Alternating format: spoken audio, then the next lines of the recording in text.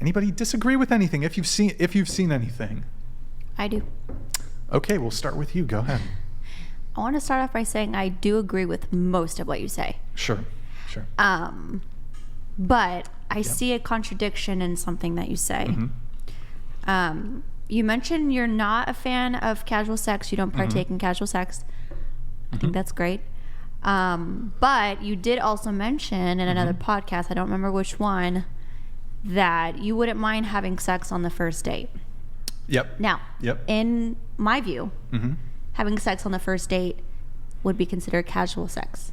Maybe your definition is... Depends on the definition, right? Yeah, so maybe yours is considered a hookup, right? So you don't plan to follow through. You don't plan to maybe see that person again. It's literally just a hookup. Yeah. But then some people can hook up multiple times, right?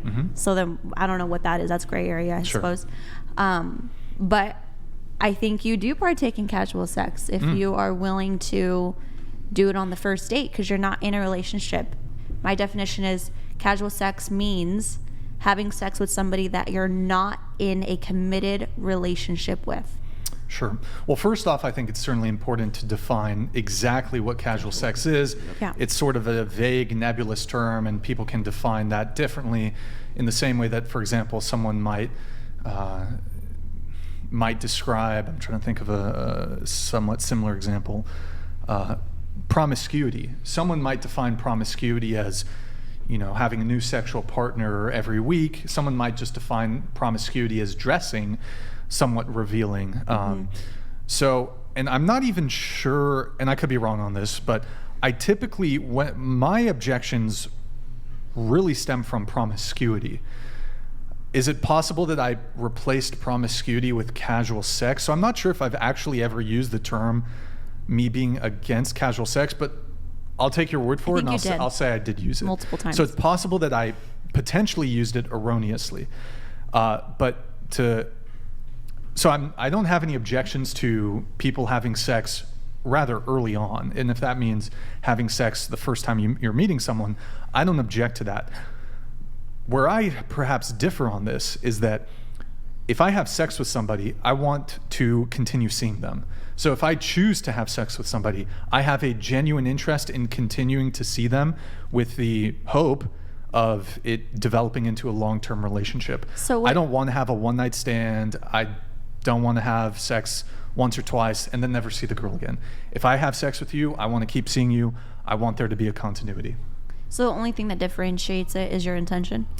I think, yes, it would be intention. Because, for example, I've gotten feedback from people.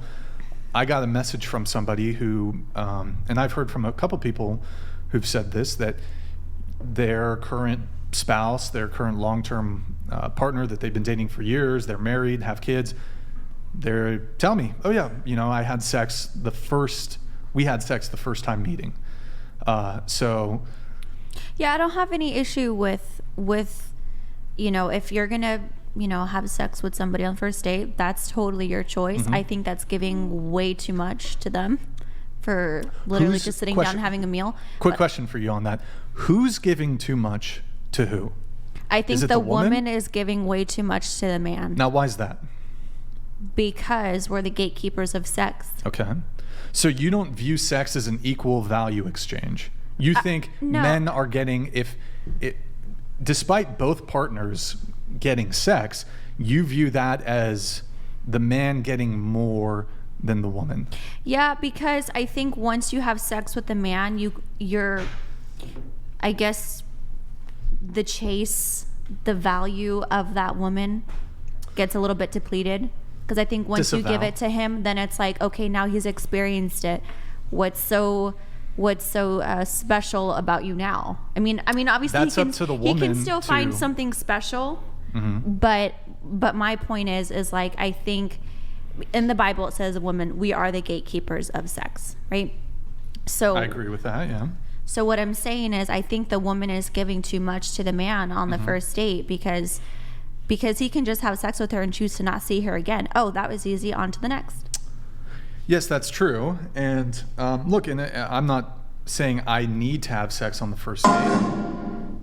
Grid One Motorsports donated $100. Oh, wow, okay. My wife of 18 years and I had sex after the first date. nothing Grid casual 1. about it. There is a difference between casual sex and promiscuity and being a cum dumpster or village bicycle. Okay, so Grid 1 Motorsports. Thank you, Grid 1. That's a good point you made.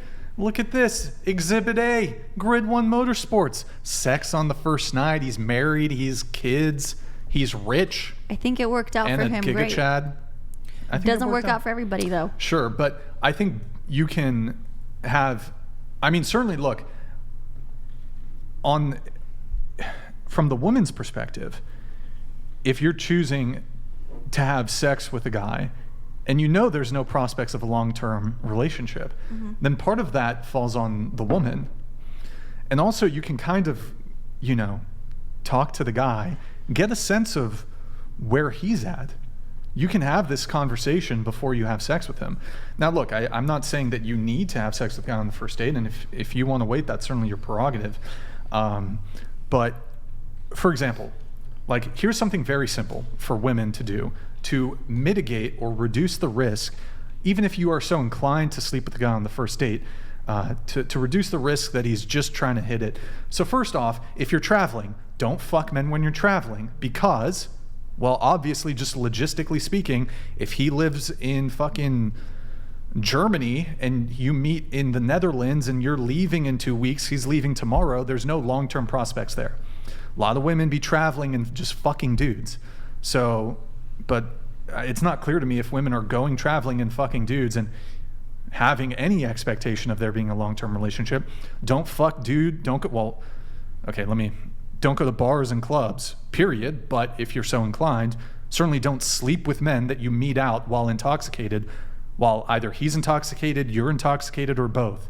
Any sort of sex that occurs with alcohol involved greatly diminishes the chance that could lead, not necessarily, it could, you could still end up in a relationship with this guy, but greater likelihood that that's going to end up being a casual encounter.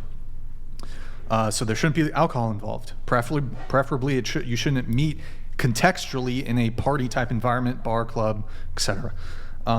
If he's from out of town, if he's not tied to your geographic region, it's probably not a good idea to just fuck the dude because, it's low likelihood that, I think one of the big things to help a relationship proceed is convenience. If you guys live close, I think that makes things a lot easier, romantically speaking. So wouldn't you say that if you had a first date, you guys had sex, okay? Yeah. But then she doesn't see you again. Wouldn't that just be a spruced up hookup, but it just included a meal? That's funny that you'd think I'd get a meal for her, but wait, what? Or whatever you guys did. I don't know. I'm kidding. But it had a happy so you're ending. saying we fuck, but she doesn't want to see me? Okay. That's an L for her. That's a major L for her. She doesn't want to see me again. Like I didn't put it down right? Is that what? I agree. I agree with you. But no, sometimes these girls, like, even if you put it down right, they for the streets. Yeah, but I look at it more from there's a lot of neurochemistry at play. I mean, a lot of times we forget how the human brain functions. This, at the end of the day, it has the ultimate say. It's in control. So if you put it down and she's releasing oxytocin, she's coming back. She's gonna be thinking about you. Yeah, she'll probably come back. Yeah, she'll come back. I'm saying most guys, though, I would say like women might be calling back, but the men might just ghost. But on the same token, women typically don't orgasm from having sex with a guy that they don't know. The more you get to know a guy, the more you date a guy, the more time you guys have spent together, the more sex you have, the more likely you are to orgasm, and that creates deeper attachment. But I wanted to hint on what you said about his intention. Intention matters because intention is objective. I can do the same thing. Normally, it comes down to how attracted I am to the woman. If I find the woman extremely attractive, whether we have sex on the first night doesn't matter. I'm attracted to her, so I want to continue to see her over and over. And essentially, that's just going to make me want to be with her, especially if she has a personality that is conducive to a healthy relationship and it aligns with who I am. So the common dating pattern is we sleep together before we get in a relationship in most cases because chastity and women being virgins is long gone. So a lot of men don't want to wait to have sex with a woman who didn't wait to have sex with the guy before her. So, it's essentially a trial run. Do we like each other? Are our bodies, sexually compatible in a sense? Like, do I enjoy having sex with you? Is there something I can gauge from having sex with you? It's just acting on attraction. That's basically what it boils down to. That's all it is. So but there's no way you love this woman on the first date. I mean, that's purely lustful, right? If you're having sex on the first date. It is lustful. But at the same time, there's no guarantee that you're not going to not see each other again either. Yeah. And I think everybody should have their own timeline. My point is like you can go on a million first dates and have, sex with every single guy on the first date. And I think if it also depends on what the guy wants and the woman. If a guy wants and a woman somebody who is a virgin, which I know Brian had mentioned, the closer you are to a virgin, the better, right? Mm-hmm. I mean, as somebody who would be a virgin, I don't think she would have sex with you on the first date unless you were just like super duper special. Because more than likely she's had that opportunity many times and isn't just going to randomly have sex with you on the first date. She's probably going to wait, and because she values herself and because she knows, okay, if you want to continue to see me, then see me. I'm going to hold on to sex until we're ready. Mm-hmm. Yeah, and that's fine. Look, and I certainly realize if she's a virgin, not a born-again virgin, that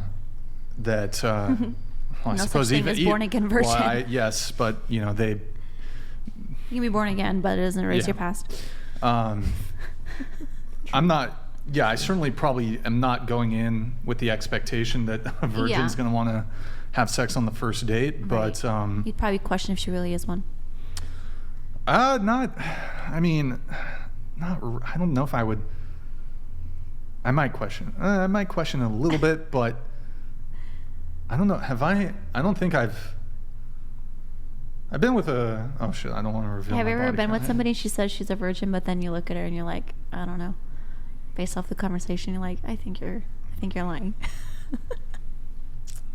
I don't think I've had a girl lie about being a virgin, but I've dated a few. Okay. I'll just say that. Typically sex does not occur on the first date in that situation. Okay.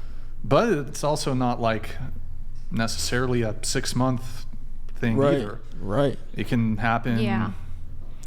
Let's just say between 3 to 10 dates, typically. Okay. How about a week and a half? I'm revealing too many fucking details. Okay. Yeah, how about a week and a half? Week and a half? A week and a half. My last girlfriend was a virgin. She was 22. Took her about a week and a half before we had sex. No pressure from me, but that's how attracted she was to me. Good for you. So, congrats, buddy. So okay. Go. So. Grid 1 Motorsports donated $100. Yeah. This is why it is important to date with intent, and not just hook up. Men and women have gotten far too casual and callous in the dating pool, and that needs to change. The patriarchy stands ready. Yo, Grid 1 Motorsports, thank you. And I agree with you. I guess really to answer your question though, is I think your initial question was sort of a definitional one. Well, how do we define casual sex? I guess I was trying to get like the actual definition because I think we just have different ones, and I think that's okay. Yeah. But that's kind of where I maybe felt a contradiction. Sure. Because you said you didn't believe in casual sex, but yeah. Yeah, I mean, Sorry. I think you can sleep with someone relatively quickly, but also not be promiscuous. So if you have a good read on the person, and you yourself as an individual, if you're a woman, you want a long-term relationship, you've done a bit of an assessment on the guy. Is this guy a fuck boy, blah, blah, blah. Look, sometimes you get bamboozled. Women will get bamboozled. The guy will say he wants something long-term. He was selling you the dream. It was bullshit. But if the guy seems genuine with his intentions, and also there's this whole trope of, well, if you sleep with the guy too quick, he's not going to respect you. And what otherwise would have turned into a long-term monogamous relationship, had you waited a bit longer, now he just ghosted you after he fucked you once. No, the reality is that it doesn't occur to me that if you make a guy wait, that's going to guarantee you a long-term relationship with this guy. And if the guy, let's say, okay, same guy, and in two separate universes, right? In one universe, you sleep with him on the first date. In another universe, you sleep with him on the third. In another universe, you sleep with him on the fifth date, whatever. It's plausible that regardless of which decision you choose, you would ultimately still end up in a long-term relationship with him. So